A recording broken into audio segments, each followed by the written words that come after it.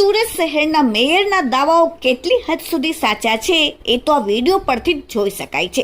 ધમધમતા કલરવાળા તપેલા ડાઈંગના પાણીની નદીઓ રસ્તા ઉપર વહેવા લાગી। સુરત શહેરમાં હવે લોકોના ઘરમાં પણ મહાનગરપાલિકા દ્વારા આપવામાં આવતા પીવાના પાણી લાલ અને બ્લુ કલર જેવા આવી રહ્યા છે। સ્થાનિકોમાં રોષ। સુરત મહાનગરપાલિકાના અધિકારીઓ દ્વારા નોટિસ અને સીલ મારવાની કાર્યવાહી તપેલા ડાઈંગને કરવામાં આવી હતી, છતાં હજુ પણ તપેલા ડાઈંગો ધમધમી રહી છે। જાહેરમાં છોડાતું લાલ અને બ્લુ પાણી અધિકારીઓને કેમ દેખાતું નથી? મેયરના દાવાઓ લિંબાયતના ગોવિંદનગરમાં પોકળ સાબિત થયા। ગેરકાયદેસર રીતે ચાલતા તપેલા ડાઈંગ પર એક વખત કાર્યવાહી કર્યા બાદ બીજી વખત પકડાશે તો તેની પ્રોપર્ટી સીઝ કરવાની વાતો પણ કરવામાં આવી હતી। હવે શું સુરત મેયર એના પર કાર્યવાહી કરશે ખરા?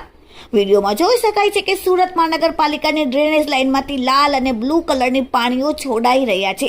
સતત પાણી રસ્તા પર જઈ રહ્યું છે। સુરત મહાનગરપાલિકાના ઈસ્ટ લિંબાયત ઝોનમાં ભાજપના કૈયાગારા અને ભ્રષ્ટ શાસનમાં પકડાયેલા અધિકારીઓ જણાવે છે કે એમને આશરે 400 ગેરકાયદેસર તપેલા ડાઈંગને સીલ કરવાની કાર્યવાહી કરેલ છે। સીલ કરેલ ગેરકાયદેસર તપેલા ડાઈંગને ભાજપનો સીલ લાગેલ હોય તો જ આવું કલરવાળું કેમિકલવાળું પાણી લિંબાયત ગોવિંદનગર સોસાયટીમાં ગઈકાલે બહાર નીકળ્યું હશે।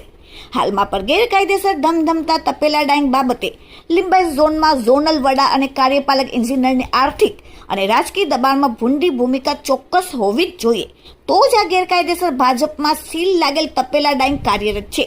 સ્થાનિક ધારાસભ્ય શ્રીમતી સંગીતા પાટીલે સ્થાનિક ગરીબ શ્રમિક પ્રજાના આરોગ્યની કોઈ પણ પ્રકારની ચિંતા નથી। તેઓ આવા ગેરકાયદેસર કામોમાં કળયુગના ગાંધારીની ભૂમિકા ભજવતા હોય તેવું સ્પષ્ટ આ પાણી વહેતા દેખાઈ રહ્યું છે। એક તરફ દાવા કરવામાં આવી રહ્યા છે કે તપેલા ડાઈંગો સીલ કરવામાં આવી રહી છે, તો પછી આ કલરવાળા પાણીની વહેતી નદીઓ ક્યાંથી આવી? Bureau report, daily India TV, Surat. Mohammed Javed. क्या समस्या हो रही है? ये समस्या तो 2-3 दिन से पानी निकल रहा था, यार दूसरा दिन है, फिर भी कारीगर लोग बोलते हैं, कोई बोलता नहीं है। वही भाई अर्जी किया है, अभी आए थे वो लोग बना के गए, लेकिन बना नहीं, वापस चले गए। क्या हो रहा है ये पानी जो समस्या तो मच्छर होता है, आपको कारीगर लोग परेशान होते हैं। मच्छर होता है, डेंगू होता है, मलेरिया होता है, पीने का पानी होता है उसके अंदर भी जाता है। क्या पीने का पानी कलर मिक्सर होता है, तो 1 घंटा वेट करना पड़ता है कारीगर लोगों को, यहाँ के विस्तार लोगों को, उसके बाद पानी भरना पड़ता है। क्या चाहते हैं सरकार को? क्या अपेक्षा है? सरकार को बोले दिल्ली से निवेदन करे तो इसको सब बना के बराबर कंप्लीट करो। ये हर बारिश में होता है। ये किस चीज का पानी है? ये सब डाइंग खाते वालों का, और क्या।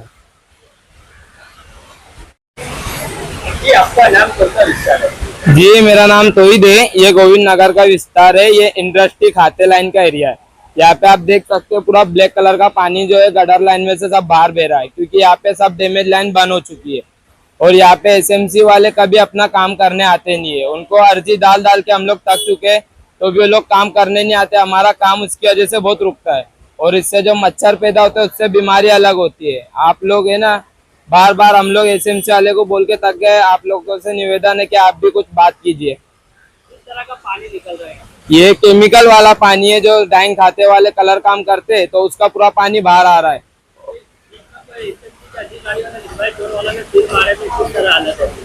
वो तो सील मारने का कोई फायदा नहीं होता है। वो सिर्फ आते थोड़ा बहुत दिखाते हैं अपना काम और फिर चले जाते हैं। लेकिन आप देख सकते हैं कि यहाँ पे काया मोरा भी बरसात में तो ज्यादा तकलीफ हो रही है।